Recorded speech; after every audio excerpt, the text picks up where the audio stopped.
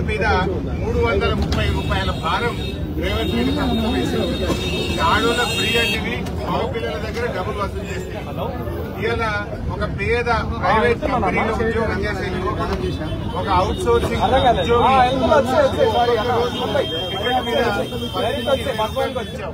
20 రూపాయలు పెరిగిందంటే 600 రూపాయలు ఆ చిరు ఉద్యోగి మీద భారం పడుతుంది, ఆ అవుట్ సోర్సింగ్ ఉద్యోగి మీద భారం పడుతుంది. అంటే ఆర్టీసీ బస్సుల్లో ప్రయాణం చేసేటువంటి నిరుద్యోగులు కానీ చిరు ఉద్యోగులు కానీ ప్రైవేట్ కంపెనీల్లో పనిచేసే వాళ్ళ మీద నెలకు 300 నుంచి 600 రూపాయలు భారం వేసింది రేవంత్ రెడ్డి. ఇప్పుడు ఈ తమ్ముడు ఉమేష్ మీద 300 రూపాయలు భారం పడ్డది. రేవంత్ రెడ్డి నిరుద్యోగ యువకులకు నువ్వేం చెప్పినావు? ఆ రోజు ఉద్యోగం వచ్చేదాకా నెలకు 4,000 వృత్తి ఇస్తాను, 4,000 నిరుద్యోగ వృత్తి ఇవ్వలేదు. జాబ్ క్యాలెండర్ జాబ్లెస్ క్యాలెండర్ అయిపోయింది. మొదటి ఏడాది 2 లక్షల ఉద్యోగాలు అన్నావు, 2 లక్షలు కాదు కదా 20,000 ఉద్యోగాలు కూడా ఇవ్వలేదు. నిరుద్యోగ యువకులను మోసం చేసి పైగా బస్ ఛార్జీలు పెంచారు. ఇవాళ మేము పేద ప్రజల పక్షాన పెంచిన బస్ ఛార్జీలు పెంచాలని రేవంత్ రెడ్డి డిమాండ్ చేస్తా ఉన్నాం.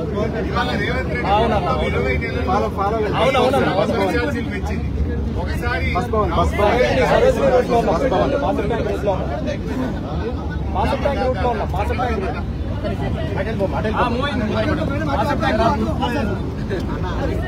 అంటే ఇంకా మాట్లాడారు కానీ అందరు లోకల్ అయితే రెడీ.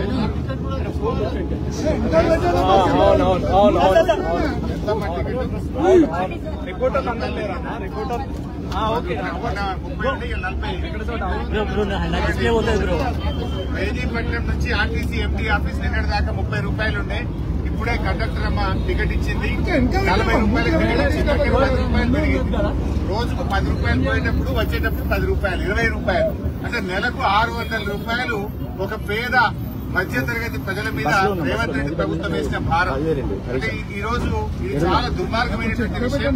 600 రూపాయల భారం ప్రతి పేద మధ్యతరగతి ప్రజల మీద రేవంత్ రెడ్డి గారు వేశారు. కేసీఆర్ గారు ప్రభుత్వం ఉన్నప్పుడు సంవత్సరానికి 1,500 కోట్లు మేము ఆర్టీసీకి గ్రాంట్ గా ఇచ్చాం, 1,500 కోట్లు ఇచ్చాం. ఈయన మహాలక్ష్మి అని చెప్పినాడు. కనీసం మహాలక్ష్మి డబ్బులు కూడా ఇవాళ రేవంత్ రెడ్డి గారు ఆర్టీసీకి ఇవ్వకపోవడం వల్ల పాపం ఈ కండక్టర్లకు డ్రైవర్లకు రావాల్సిన పీఆర్సీ ఎరియర్స్ రావడం లేదు, పీఆర్సీ రావడం లేదు. ఆర్టీసీ ప్రైవేట్ పరమైతుంది. ఇప్పుడు ఈ కండక్టర్ పరిస్థితి రేపు ఏమైతుంది? ఎలక్ట్రిక్ బస్ వస్తే ఈవెన్ ఏ వరంగల్ జిల్లాకో నల్గొండ జిల్లాకో ట్రాన్స్ఫర్ చేస్తారు. ఈ అమ్మ పిల్లలు ఇక్కడ చదువుతా ఉంటారు, భర్త ఇక్కడ పనిచేస్తాడు. రేపు ఈ కండక్టర్ పరిస్థితి ఏంది? హైదరాబాద్ లో మొత్తం ప్రైవేట్ పరం చేసి ఎలక్ట్రిక్ బస్సులు పెట్టి ఆర్టీసీ బస్సులు లేకుండా చేసి హైదరాబాద్ లో పనిచేస్తున్న 12,000 డ్రైవర్ కండక్టర్లను ఇవాళ నిరాశ్రయం చేసి హైదరాబాద్ నుంచి పంపే ప్రయత్నం చేస్తున్నాం. ఉప్పల్ డిపో అమ్మకానికి పెట్టినాం, మియాపూర్లో ఉండే work shop JBS bus stand ను హడ్కోలో 1,700 కోట్ల కుదబెట్టి బస్ స్టాండ్ కుదబెట్టి ఇవాళ ఆర్టీసీని ప్రైవేట్ పరం చేసి కుట్ర చేస్తున్నావు. పేద మధ్యతరగతి ప్రజల మీద భారం పెంచినావు. పెంచిన బస్ ఛార్జీలు వెంటనే దించాలని చెప్పి మేము డిమాండ్ చేస్తున్నాం. పెంచిన అదేవిధంగా బస్ పాసుల ధరలు కూడా దించాలని మేము ఈ రోజు డిమాండ్ చేస్తా ఉన్నాం. టోల్ గేట్ల పేరు మీద ధరలు పెంచినావు, పంటల పేరు మీద ధరలు పెంచినావు, రౌండ్ ఫిగర్ పేరు మీద ధరలు పెంచినావు, సిటీ బస్సుల్లో 50% ధరలు పెంచినావు. ఎన్నిసార్లు పెంచుతావు? నీ 20 నెలల్లో 5 సార్లు బస్ టికెట్లు పెంచి పేదల ఉసురు పోసుకుంటున్నావు. ఆడోళ్ళకు ఫ్రీ అన్నావు, మగవాళ్ళ దగ్గర డబ్బులు వసూలు చేస్తున్నావు. ఈ ఆడికాడికి అయిపోయాయి. భార్య ఫ్రీ అంటే భర్త దగ్గర డబ్బులు వసూలు చేస్తే నువ్వు ఏం ఫ్రీ చేసినట్టుగా సమానం అయిపోయాయి.